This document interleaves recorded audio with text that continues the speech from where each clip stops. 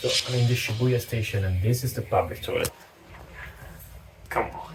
This is me, just arrived in Japan and I'm marveling at a high-tech toilet. So I've been here in Japan for 2 weeks and it's been amazing. Like the food, the travels, the places to visit, it's been insane. But as an overall nerd and tech guy, I mean, this channel is about tech. What I noticed is that they are living a retro vision of the future in some kind of way. Flying cars, robots, neon everywhere, blinding streets filled with light, hardware gadgets of all kinds that help you do each daily task.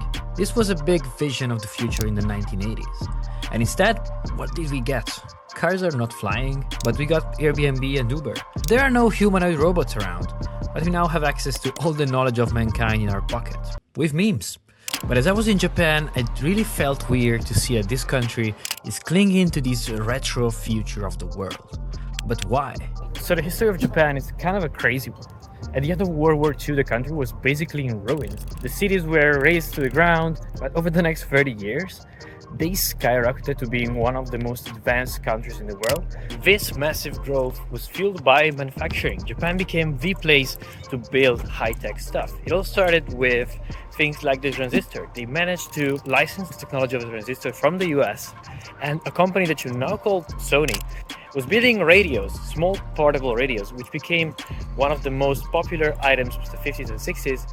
And from there, it started snowballing into cars and all kinds of high-tech manufacturing.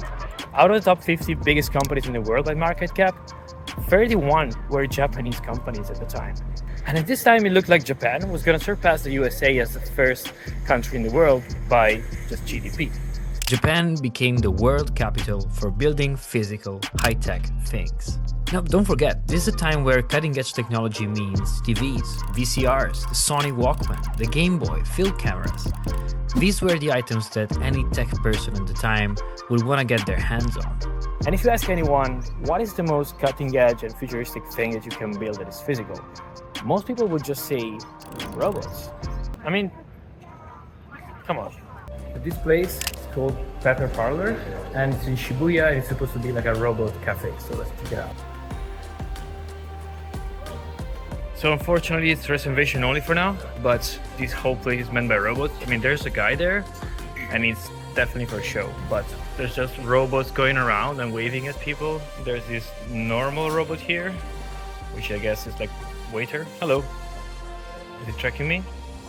Yeah, it's tracking me. So the robot restaurant was only for reservation, but now I'm going to the robot cafe. 500. That's this guy.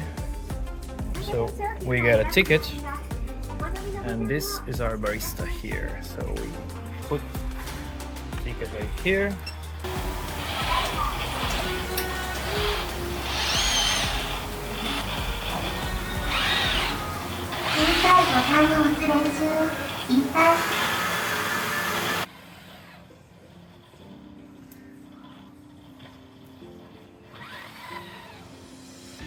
Okay, squeezing it a bit too much, but there we go.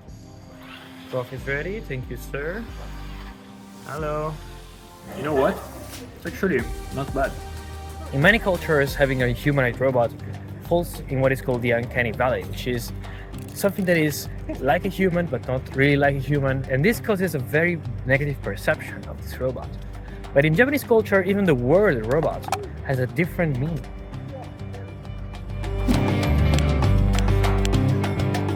So anytime I go on trips like this one to Japan, it's essential for me to have a good VPN. And this is why Surfshark VPN is sponsoring this video.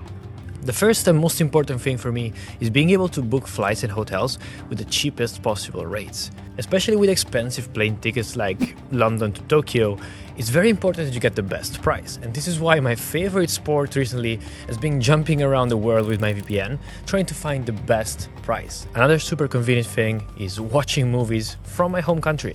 Most streaming services have limitations around what to watch in what country.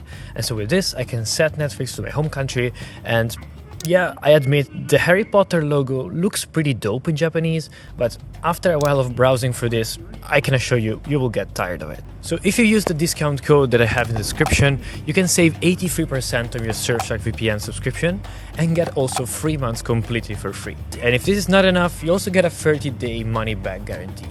And you can find all the links in the description and also in the first comment of this video. And now, back to the video. The 1980s were the peak of Japan's power, and they were basically on top of the world. They were even projected to surpass the US and become the first global superpower. They crafted a unique futurism in their country based on this. Hyper-connected cities by public transport, the world's fastest train network with the Shinkansen. They automated everything they could and used gadgets and physical things to solve for their daily conveniences. And this is why today you see vending machines on every corner in every street. And yes, even the hyper fancy toilets are a result of this. And then the golden age ended. Japan's economy from the 90s onwards just stopped growing. Now, there are lots of reasons, both economical, social and demographics, but this is a channel about technology, and Japan in those days was synonymous with high tech. And the biggest thing that stopped them was that they completely missed out on software and the internet. While they were building for a future with their humanoid robots, the internet and software revolution was about to begin. Japan thought they were at the forefront of technology, but it turns out they were completely unprepared. Something I really noticed while in Japan is that while everything that has to do with physical technology or automation works flawlessly, anytime there was software involved, it looked like I was thrown back in the 90s. There's some pieces that just work flawlessly and they are from the future, like the toilets and the robots sometimes, and the transport is perfect. But there's some other times when we're like, what? Why?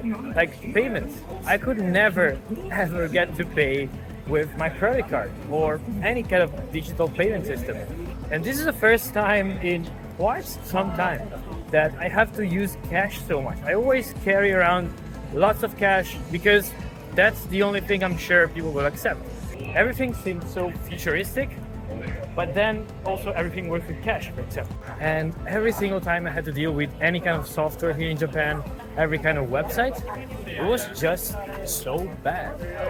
From booking trains to hotel check-ins, they're just badly made. They just don't work. They're not easy to understand. It's just a total mess. When is the last time you have heard of a successful Japanese software startup? Japan completely missed out on the software revolution. At the end of the 80s, while in the US, companies like Microsoft were promoting a computer in every home, in Japan, software was treated like an afterthought. What mattered was the physical thing, the device, the manufacturing.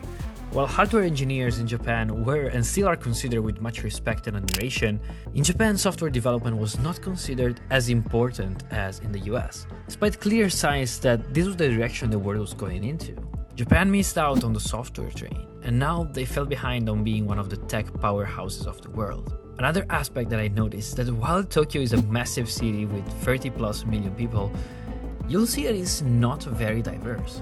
English is not spoken by the vast majority of people, and basically all the people you see there are Japanese. This is another important reason why they haven't been able to take advantage of the software revolution as other countries. They are quite resistant to foreign ideas.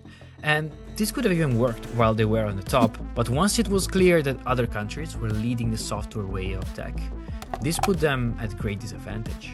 It was so interesting while being there to see this duality of high-tech and futuristic things, and at the same time, a digital infrastructure and habits that were stuck in the past. Japan's story made me think of how we predict technology in the future.